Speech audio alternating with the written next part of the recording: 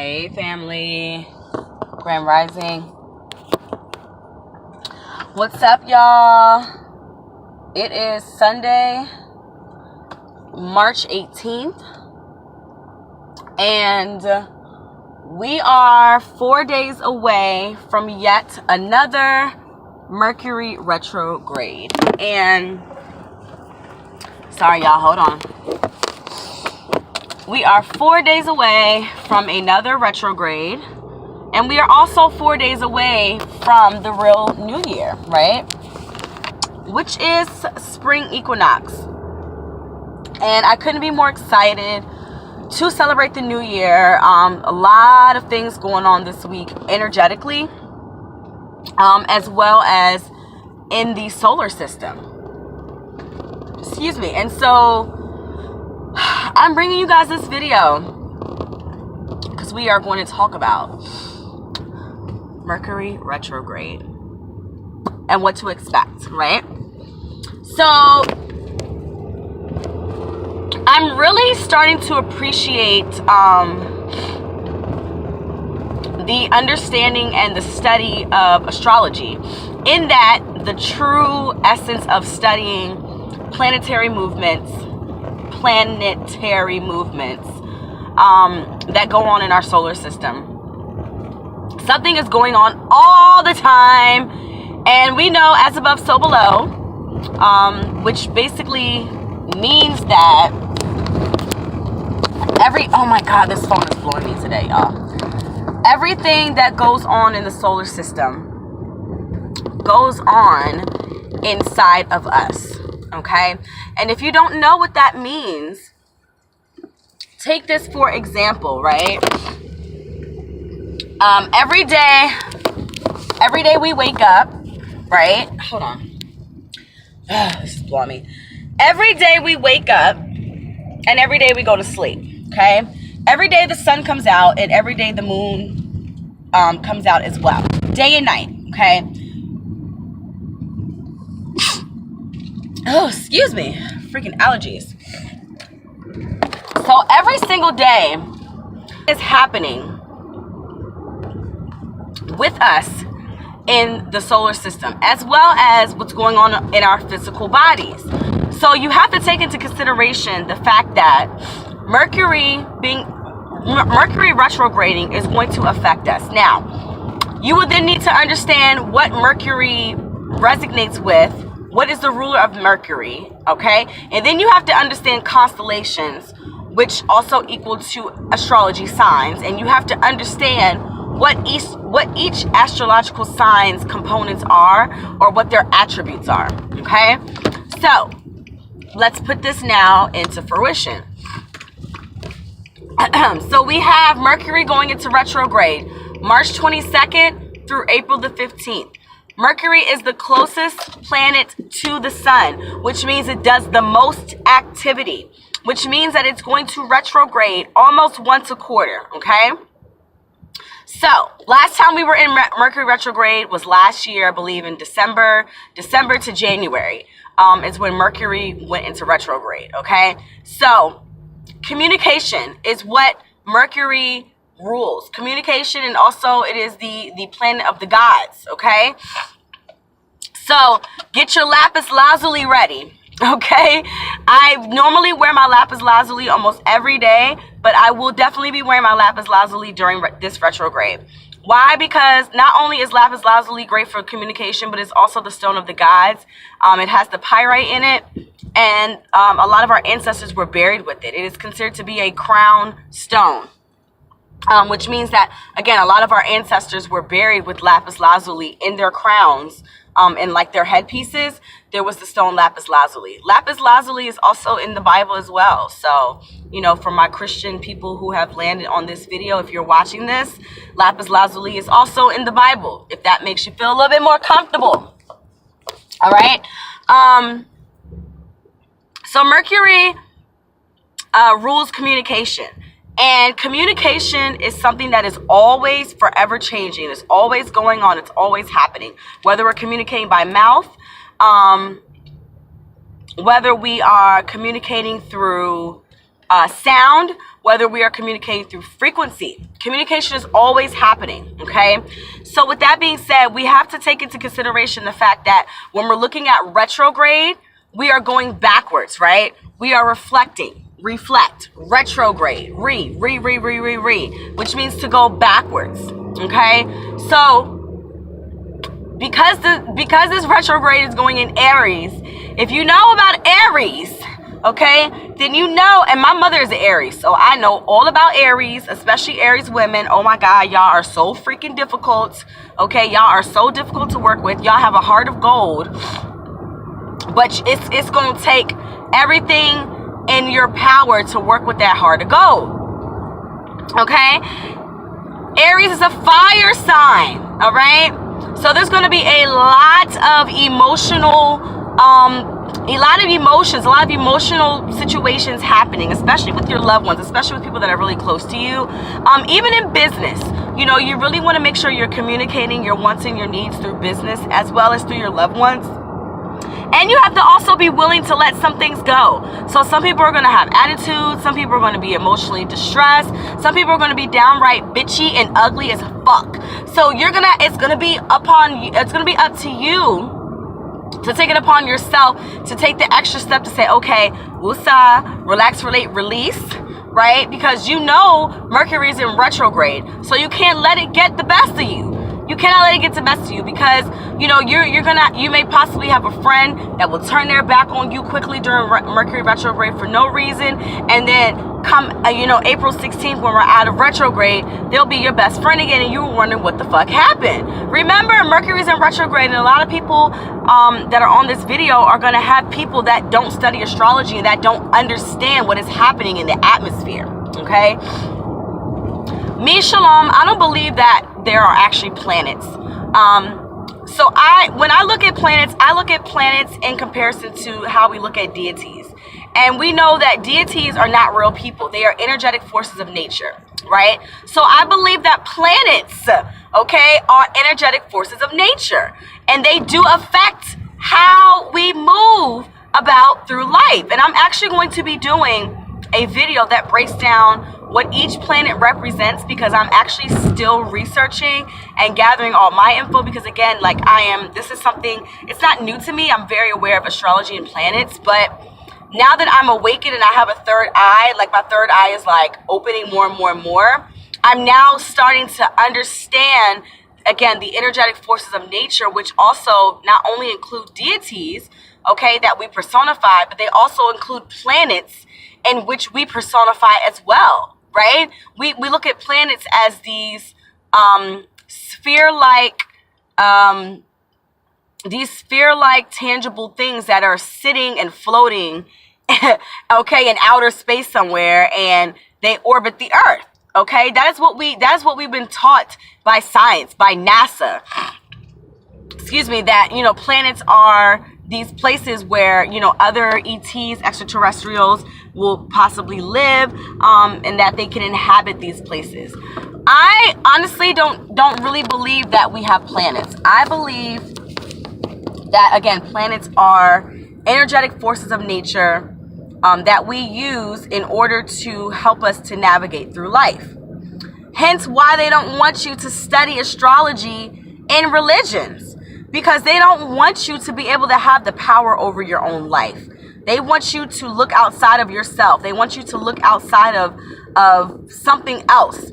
Outside of yourself to something else in order to help navigate through life. So i.e. Christianity, instead of looking within yourself to find the answers as above, so below, we ask Jesus. We ask a man, a personified white man in order to help us. And that's another...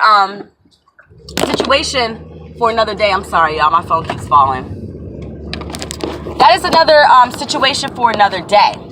But my point is that we have to start realizing that studying astrology is going to help us to also make decisions about what could possibly happen, what is going to happen, what things are going to be affected in the next certain time frame. So right now would probably not be a good time to conduct any serious business with anyone, because again, communication matters are going to be stifled greatly, especially with going into Aries.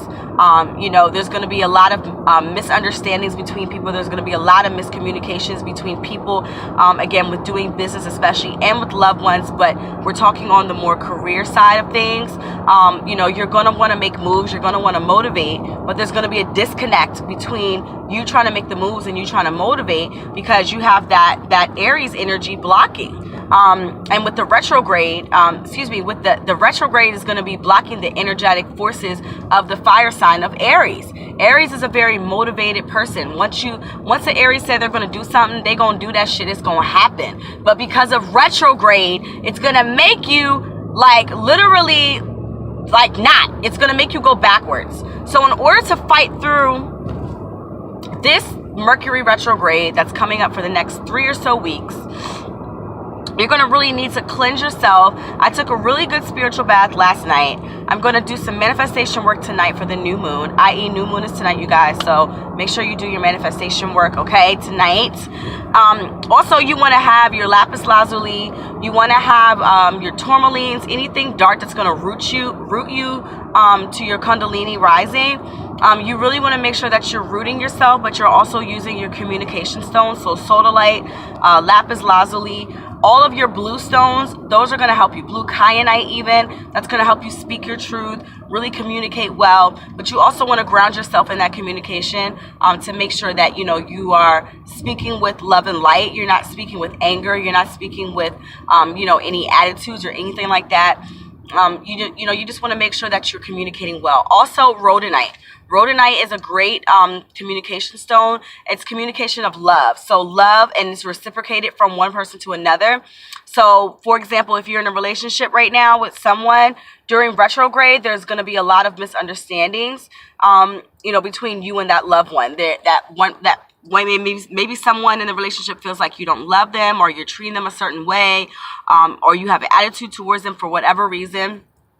Okay, so you want to make sure that, you know, you get a rhodonite for you and your loved ones, so that you all can communicate well and communicate with love, because it is considered to be for the heart chakra, but it's also grounding as well. So it's really going to help with communicating with divine love and light, but it's going to also help to stimulate and open up the heart chakra during this time. So, you know, just be, it's nothing to be like so overly alarmed about that you're overthinking it. You just want to make sure that, you know, you're focusing on communicating with love. This is going to be a great time to really learn, you know, who you are as a person at heart, and really learn and understand how to communicate with people and how to keep the lines of communication open. I love Mercury because the planet Mercury, okay, I'm saying planet for you guys just for the simple fact of, but I love Mercury because it really allows you to understand things on a more molecular level, at a smaller scale than on a larger scale. So it really pinpoints exactly like you know, how to communicate, instead of communicating just on a general basis, but actually how to communicate with certain people and to appreciate that communication factor, so that when you do actually make that connection with someone, that you're able to appreciate it from an unconditional loving standpoint. So with that being said, you guys, Mercury retrograde is here. I am excited. I am pumped. You know, keep your to-do list, stay focused on a regimen, have someone hold you accountable. Accountability is going to be really big with this retrograde. So remember that. The new year is coming up, spring equinox. I'm so excited about that too. The energies are just flowing, man. I'm loving it. I'm loving it. So keep on the positive path, you guys. Don't let this retrograde get you down. Remember, you know, let things roll off your chest. Let it roll off your shoulders. Don't think too hard into what people are saying. If you feel like it's not resonating with you, just remind yourself that Mercury is in retrograde. Have an alarm on your phone every day that tells you Mercury's in retrograde, so don't trip, okay? Don't trip. All right, you guys, make sure you look out for the video that is going to explain each of the planets and what they, my lips are dry. I didn't put a lipstick on yet, y'all, so excuse my weird looking lips. But look out for the video that is going to explain to you guys what each planet rules and how it affects us as above, so below. Because I really want you guys to understand that statement and understand that it is pivotal and essential that we start to study and understand astrology in its truest form. Not for the horoscopes, but for the actual planetary movements and things like that, because it's really going to help you to be able to almost predict the future. It's really going to give you the ability to manifest and to create your own reality, again, on a molecular scale, on a true scientific scale, because that is what our ancestors based their life on, is science. And, you know, it's real. And I'm not talking science like evolution science and shit like that. I'm talking about astrological planetary movements. There's a difference, okay? And I have a true now appreciation, again, 777 Ashe, 888 Ashe. Okay, here we go. I have a truer, more deeper appreciation for tarot and tarot readings, and I do believe that understanding planetary movements and getting into natal charts and everything is really going to enhance my readings, and they're really going to give me the opportunity to give, even though I give some bomb-ass accurate information. If you never had a tarot card reading from me, you tripping. I don't know what you waiting on, but you tripping. But it's really going to give me a different aspect, because I will be understanding truly what's going on in the universe.